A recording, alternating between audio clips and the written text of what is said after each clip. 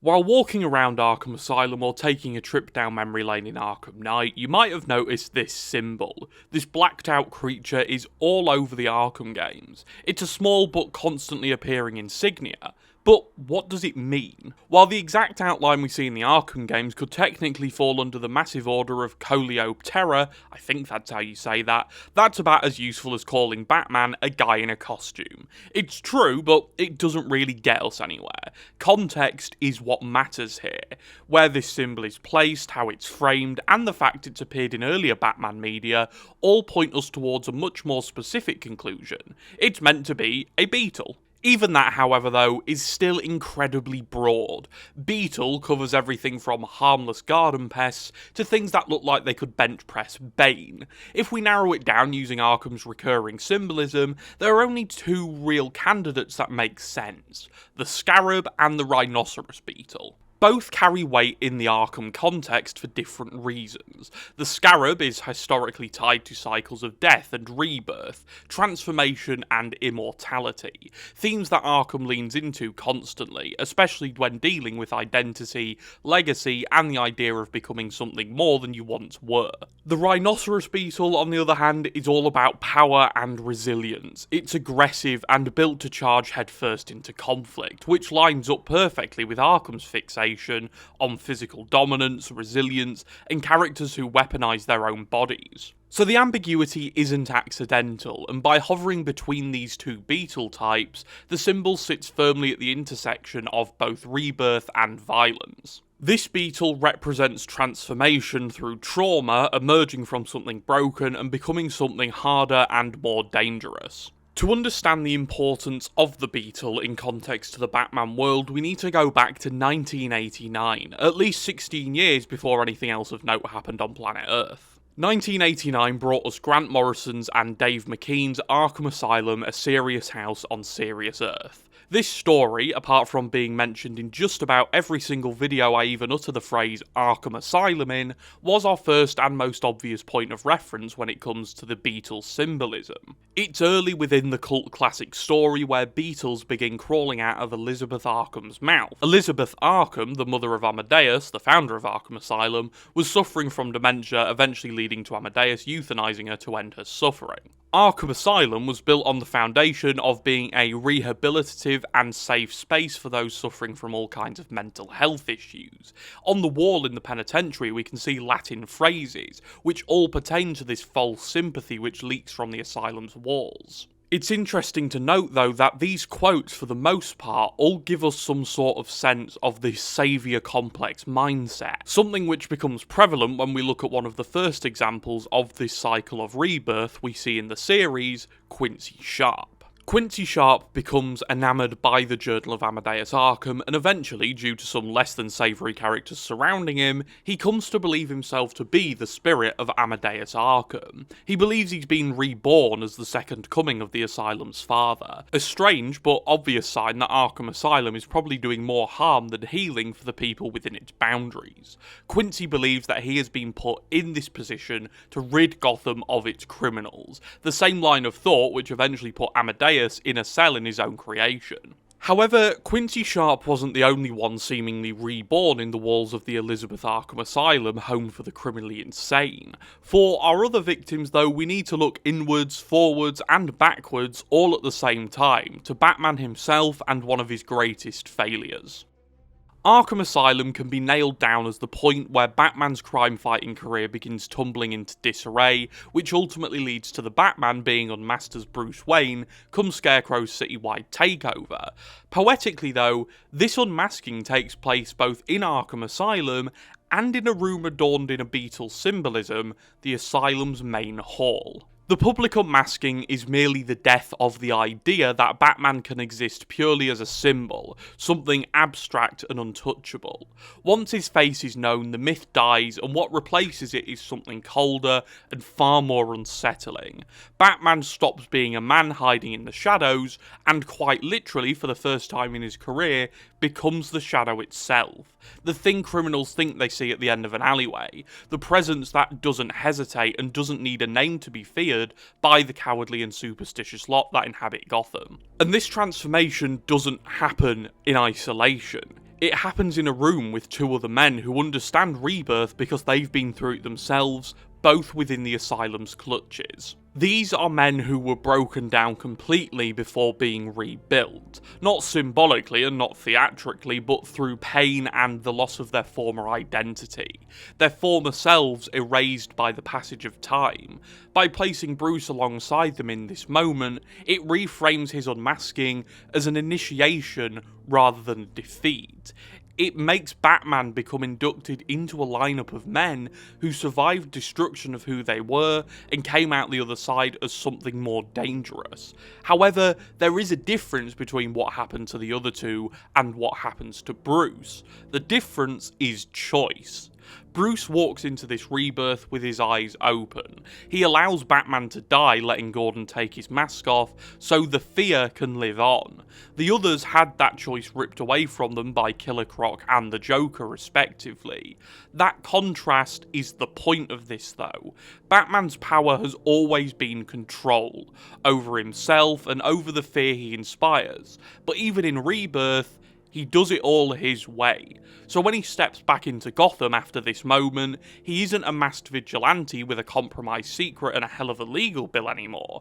He's a known man who chose to become an unknown terror, and that's far more effective than the secret identity was, something Batman himself acknowledges in his conversation with Catwoman after rescuing her from the clutches of the Riddler. Gotham needs something more, something worse to defend her. She needs a new myth. A legend more powerful than I can be right now. A legend that can only rise from the ashes of the Batman. Jason Todd, the second Robin, killed at the hands of the Joker and reborn twice over. In Panessa Studios, one of Arkham's most brutal dungeons, we can relive the torture Jason went through at the hands of Joker, and where was he tortured and ultimately changed forever? That's right, Arkham Asylum. Once again, the Asylum gives a second chance to something it probably should have just let die. Jason escapes Arkham Asylum with the help of Deathstroke after months of torture at the hands of the Clown Prince of Crime, and eventually he becomes the Arkham Knight, a brutal and ruthless commander of the militia, who end up putting Gotham through its worst night in recorded history, taking its streets over and claiming the entire city for themselves. Jason not only comes out of the Asylum different to how he went in as a young, angry vigilante, but he comes out more affected by the Asylum's process than ever, because eventually he'd find himself back there, sniper in hand, saving the man who he was once brainwashed into believing left him with the Joker for months, and it's here that Jason Todd, the Arkham Knight, finally becomes the Red Hood. Once again, it happens in Arkham Asylum. The same place that was supposed to break him finishes the job it started, reshaping Jason into something colder and more full-on than ever. Jason stops trying to survive and starts preparing to hunt those who wrong the weak within Gotham. And by the time he leaves the Asylum, he isn't Robin anymore, nor is he the Arkham Knight, but he also isn't just a victim of the Joker. He's a brutal, hyper-focused vigilante, and when Batman disappears, Jason steps into that vacuum. Not to replace Batman, but as a response to him. He becomes willing to cross lines Bruce never would to clean Gotham's streets for good. Jason becomes one of the only people to endure its full process twice, because first he survives the physical and mental destruction at the hands of the Joker, and then he survives the psychological rebuilding and betrayal of his own self-belief to save his once mentor. The Asylum gives him a second life in the Mask of the Night, and then dares to give him a third in the Crimson Red of the Hood, and Gotham's underworld pays for it with its very lifeblood. Earlier I said that we needed to look inward into Batman, and it's here the Asylum fails its first rebirth. In the final moments of Arkham Knight, the Joker inside Batman becomes more obvious than ever. We see Joker try and fight his way out of Batman and take the wheel, but by sheer willpower and a willingness to fight back, Batman holds that side of himself back and manages to stop the Asylum and Scarecrow from being at the forefront of the return of Joker. Batman, in a wonderfully poetic bit of triumphant victory, manages to become the first man to hold the Asylum back, keep it pinned back to its own sick confines, and walk out not unchanged, but not the Joker either. Obviously, Batman eventually does leave the Asylum, reborn as the quote-unquote ghost of Gotham, the ever-present demon in the skies, but between that and becoming the Batman who laughs, I think he got off pretty light.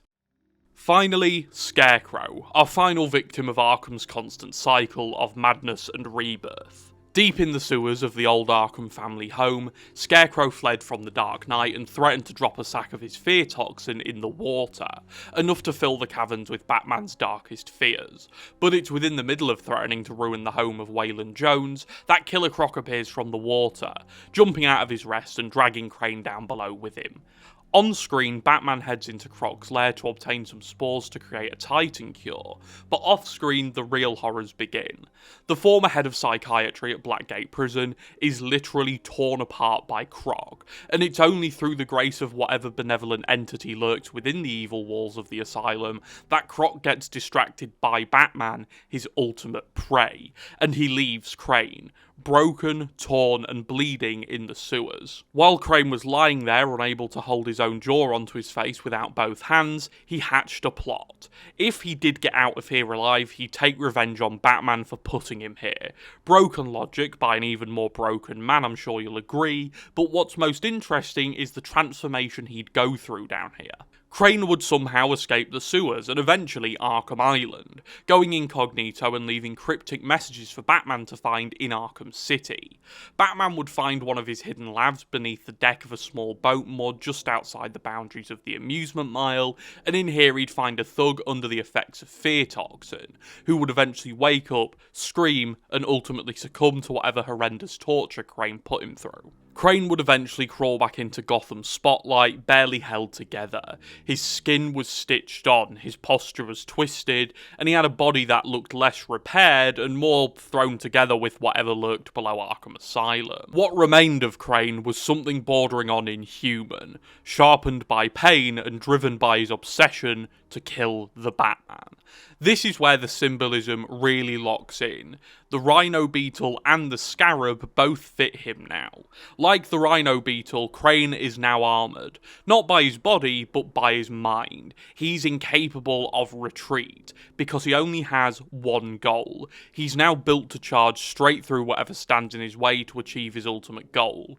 And like the Scarab, he's now a symbol of transformation, and he's determined to make Batman follow suit. He sees fear now as a necessary cycle. To Crane, fear isn't a weapon anymore. It lost that mantra long ago. Now, as he says in his own words, it's the point. Without fear, life is hollow, meaningless, and Gotham, in his eyes, has forgotten that truth because of Batman. He wants to strip away everything that made Batman untouchable. The mask, the myth, the stoic, silent predator who exists above consequences. By unmasking Bruce Wayne in front of the world, Crane forces Gotham to fear its saviour, to see him as a human, fragile and punishable, and only then will Crane have done what no one else ever has. Crane wants Batman ruined, exposed, broken down piece by piece. He wants Bruce to live with the consequences of every choice he's made, every life he's traumatized in the name of justice. Death would end that lesson prematurely. Suffering lets it continue, drenched in fear of the unknown, a fear of a life without Batman. All of these rebirths funnel back to Arkham Asylum, because Arkham Asylum has its process. It's a machine built to break people down and rebuild them into something worse. And I don't think it's an accident that Scarecrow, Jason and Batman all converge in the same beetle-covered room, each standing at either the start or the end of their new transformations. For Jason, this is where the change begins again. A Robin was dismantled and something far more violent was assembled in his place. And now a commander becomes a vigilante once again. For Scarecrow, it's the end point. The final version of Crane crawls out of Arkham no longer a master of fear, but instead consumed by it, drowning in his own worst nightmares. And for Batman, it's the crossroads, the moment where Arkham tries and fails to claim him as its greatest creation, because somehow he endures. That room isn't just decorated with beetles for style points. Scarab or Rhino, Rebirth or Brute, Death or Relentless Momentum. The symbols are there because this is where the identity dies and new ones crawl out of the wreckage. Every major arc circles back here because it makes sense. Arkham is where the story begins, where it collapses, and eventually where it restarts under a different name. The Grand Hall of the beginning of the end. And that's why the Arkham franchise's running themes of rebirth and madness all converge here. Because this is where it began, this is where it ends, and this is where it all begins again. Thank you for watching, I hope you enjoyed, and goodbye.